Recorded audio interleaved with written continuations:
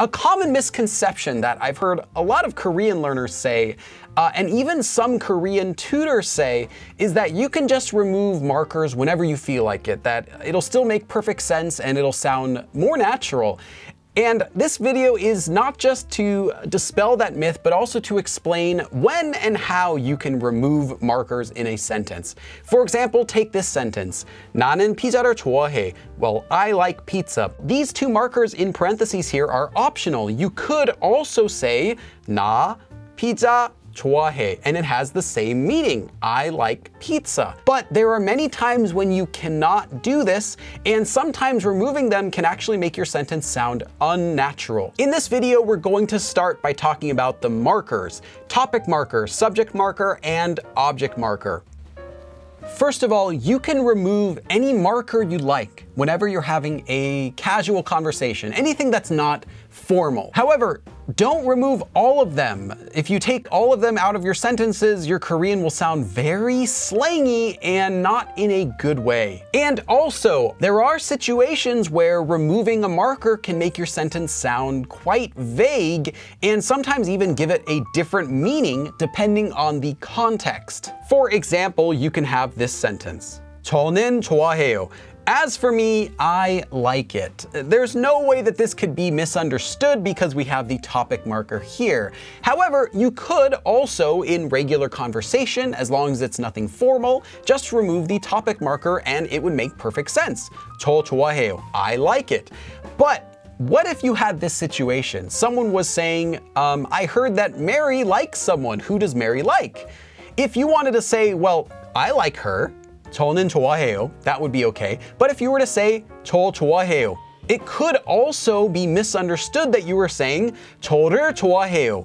Object marker, she likes me. So the meaning would be completely opposite from what you meant, and even not using it in the first place in that sort of situation could be considered vague, so you shouldn't do it. I would only recommend doing this, removing markers, if you're already able to hold a full conversation in Korean, because if you're not going to be able to know what types of contexts it could be vague if you were to remove them. So when in doubt, don't remove any markers.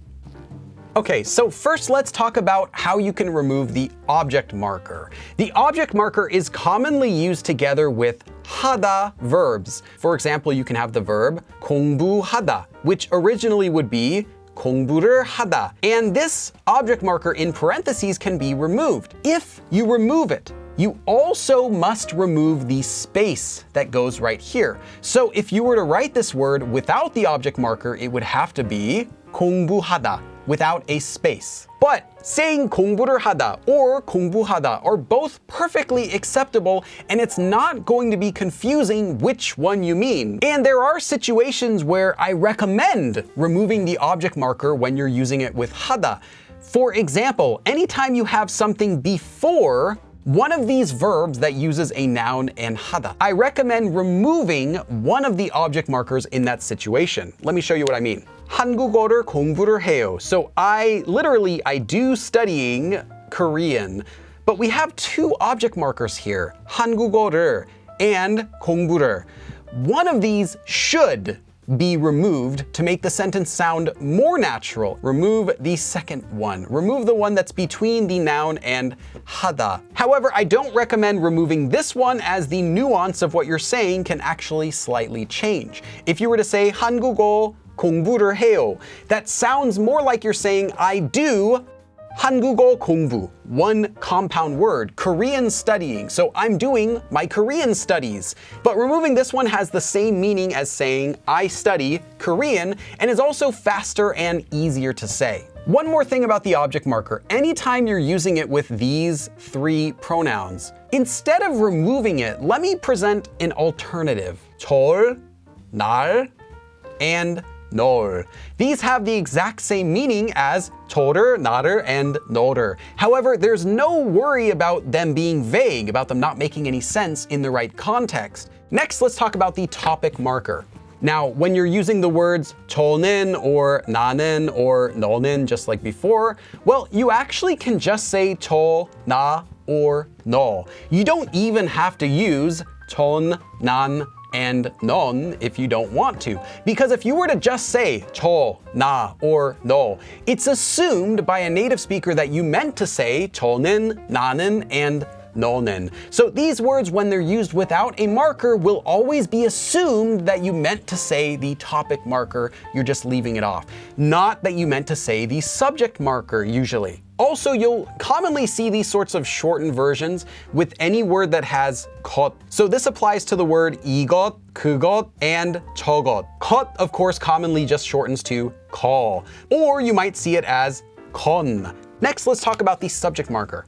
Whenever you're using 것, you actually don't want to remove the subject marker from this. Instead, 것이 is more often shortened to just 게. And this, of course, applies to the other examples I gave before with 이, 그, and 저. So you'll get 이게, 그게, and 저게. And again, if you were to remove this subject marker completely on these words and just say 이거, 그거, or 저거, a native speaker is going to assume that you meant to say 이건, 그건, and 저건 with the topic marker and not the subject marker. Another place where you might want to remove the subject marker is whenever it's being used in a descriptive verb. For example, 도움이 되다, literally to become help, to be helpful. You might also want to just say 도움되다. Now, I don't say that, but you could.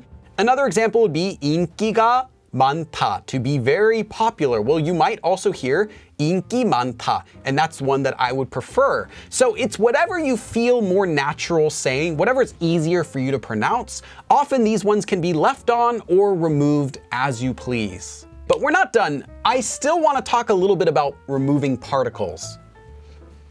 A particle would be something like 에게, 에게서, to or from, 와, 과, with, 만, 도. All of those are particles. Here's how you remove them.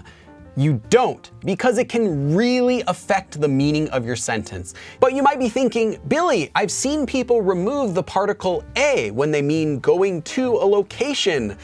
But actually, no, that's not the particle that they're removing in those sentences. They're actually just removing the object marker. The object marker can also be used to mark the destination that someone is going to, and I have a video in this Korean FAQ series that explains how to do that. Particles, however, are not removed in sentences the same way that markers can be removed. Removing a particle will actually change the meaning of your sentence. There is an exception though, and that is with 4 words. 여기, here, 거기, there by the listener, 저기, there, far from both you and the listener, and 어디, where. These ones can and regularly do remove a. So whenever they're used with a, you actually can just say 여기 or 여기에. They'll have the exact same meaning.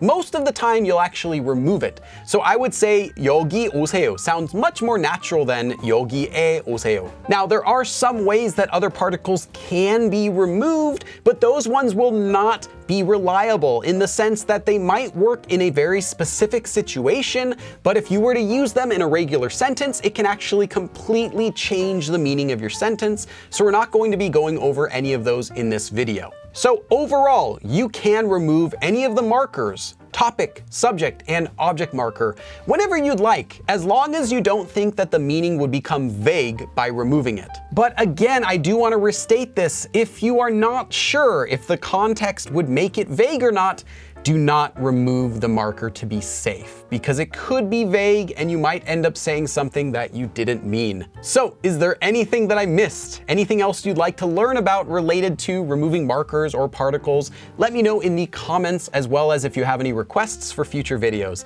Thank you for watching, and I'll see you again next time. 그럼 다음에 또 봐!